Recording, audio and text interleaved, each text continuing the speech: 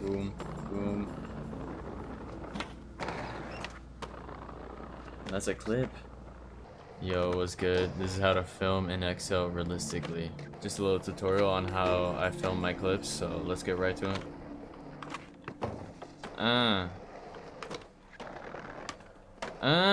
Before we start, let me put y'all on the 4:3 fisheye lens, which is exactly this. Every time I go to my replay editor, I go instantly to 4:3, as you can see right here. And the way to do that, go get your Centennial Optics MK1, which is the lens that we're gonna be using right now. It's down in my Discord. Also, if you have Windows 11 or the latest Windows update, it will be a little bit different than what I'm about to show you.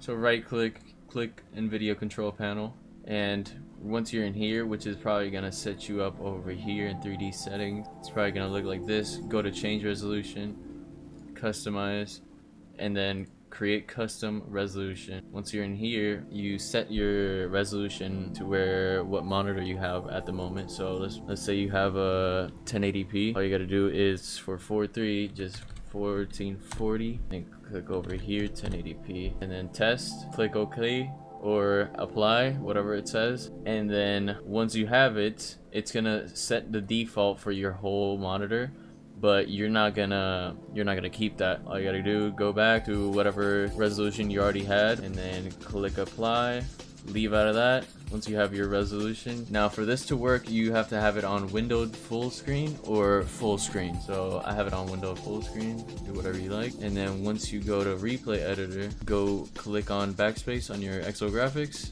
go to resolution, put this on full screen, go down, look for your 1440 by 1080p right here, and boom, there you have it. Put on your Centennial Optics MK1, there you go, looks nice. But for me, since I have a 1440p monitor, I set it to 1920 by 1440p. Now you have your shit, so let's get the clips. Now let's start off with fisheye. Let's do one single trick and one two ledge trick. Too many possible angles you could take it. I have 3 or 4. I'm gonna give you one angle for the 2 trick line and one angle for the single trick. And if y'all want some more, then comment down below so I can make another one. Simple trick right here.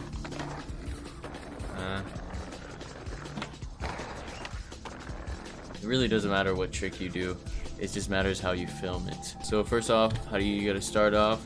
You can use a grid or whatever. If you have reshade, just press G. Always, I have it on the knee, mid, high, or a little bit more below the knee. So like right here is where I have it, a little bit to the side or a little bit further if he's too close. Doesn't matter, make him look like this. Let's do a front angle, which is one of the ones that I always do. I started off with the left side. Don't ever have him here. This is gonna look just horrendous. Could possibly work with one little angle strategy, but we're not here for that. We're here for the front angle. So always keep them on the left side right here. For the front angle, always have them on front, and then towards the end we're gonna switch them to the right side. So right here, press a keyframe right here. So for the keyframes in every fisheye or long lens, always have one keyframe on the pop, air, and then land. Bop, air time, go a little bit more up, but still keep them on the left side. So right here, put them right here, and then bop on the landing. Here, down here, you always have this little angle right here. It's super nice, do it all the time.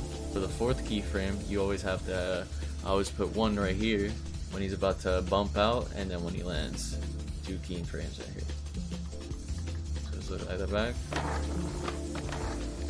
bop, just keep them on the left side. Always keep them on the left side. The keyframes work most best when they're close to each other, but if they're too close, they're just gonna go all jittery and all fast. So try to not do any crazy changes between 2 keyframes and they're like, you know, super close to each other. But right here, remember the second trick, do the same thing. 3 keyframes, one when he pops, bop, one when he's in airtime, bop, in the ledge, bop.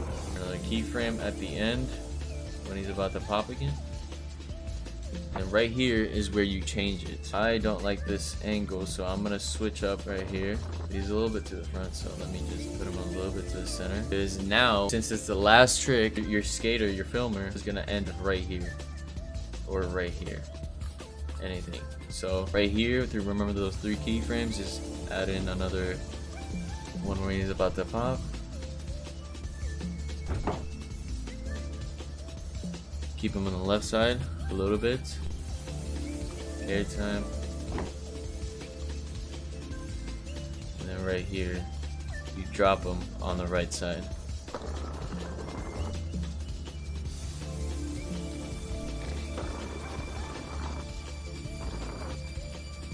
So I'm gonna make a change right here. So you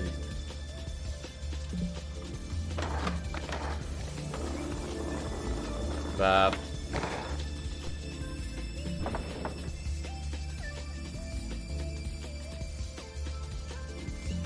Since he popped way far, I'm gonna add a little keyframe right here so it doesn't go that far with my camera.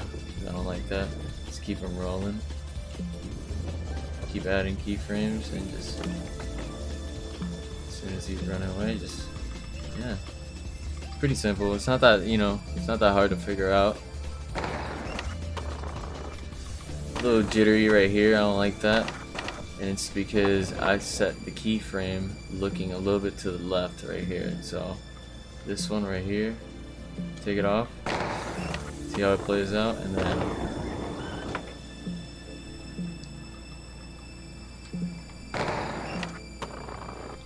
perfect. Sometimes I don't like the low angle, so I just from here I just turn it a little bit more up and just leave it like that. I kind of like it.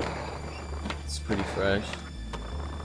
And then at the end, once you have all your trick keyframes in, just start adding some little keyframes in the middle of every spaced out keyframe that there is throughout the whole video, and add a little, you know, little shake right here. And the tricks you don't have to, because the tricks already have a little shakiness feeling, so you don't really have to do anything with the tricks.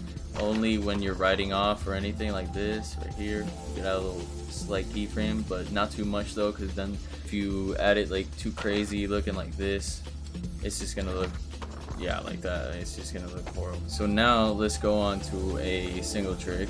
Also shout out to Clown and Stan, homies that perfected my style, not gonna lie. Learned from them, inspired. Kick from nose blunt, make it look fresh looking. Bop. Since he's going from right to left, and also since it's a nose blunt, always put your filmer under the board, hitting a rail, down rail. Or if he's doing like a, for example, kickflip to crook, always have him right here. Kickflip to the right side. But right about here, I would say, right where he lands is where your filmer has to be. So right about here, perfect. Remember the 3 keyframes, a little bit closer. Right when he pops. Airtime, another keyframe. Set him a little back if the skateboard is way too close to the camera. Add a keyframe right here, boom. And then just go down with him a little bit, just a tad bit. Add another keyframe right here. And he's about to bump out, add another keyframe. Bop. Bop. And add your little shaky. Always gotta have those 3 keyframes and you're done. That's it. Perfect. Boom. And now for long lens, what I do is I go to 2560 to 1440p. That's me. You don't have to. You can keep it in 1920 by 1440p. You can keep it there and just go simply take off your fisheye, and there you go. You can have your 4:3. Perfect. But what I do is I go to 16 by 9, I activate my reshade, and I add the 2 bars right here, and then I press this, which is my depth of field.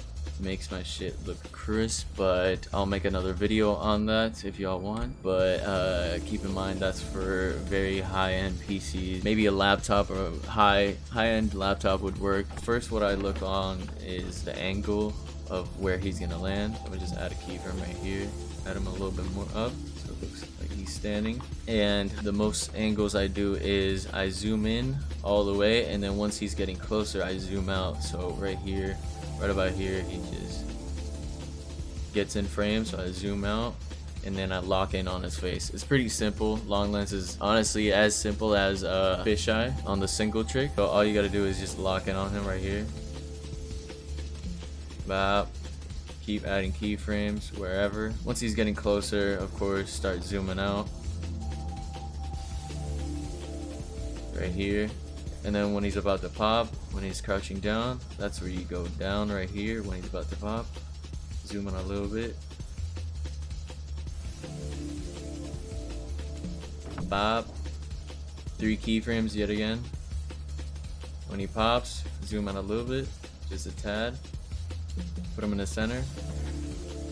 And then bop where he drops. And then when he's getting a little bit further, zoom in just a tad bit. Not too much because cameras don't work like that. The 2 last keyframes of when he's dropping. The bump out and the drop pop. You have that. Zoom in a little bit, not too much.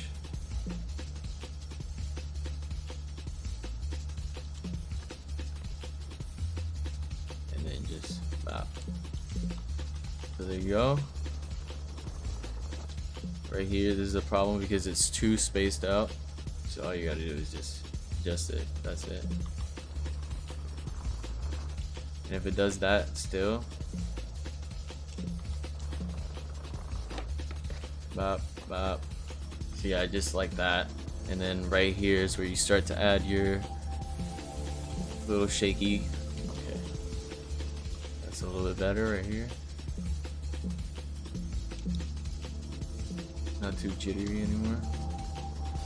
Right here, look at all these spaced out keyframes. This is where you need to add some shake, and then now is where you put the cinematic. It's gonna look all jittery, so all I do is take my replay, put it up to 50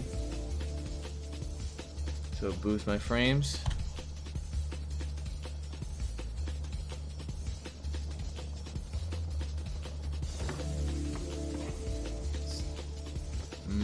Still looks jittery, but it's probably because I'm recording right now. But yeah, there you go. Hopefully I said it all right for y'all to understand. Yeah, always love the support. I'm gonna keep it pushing. Leave a comment down below if y'all want some more for part 2, more angles. Y'all know what's up.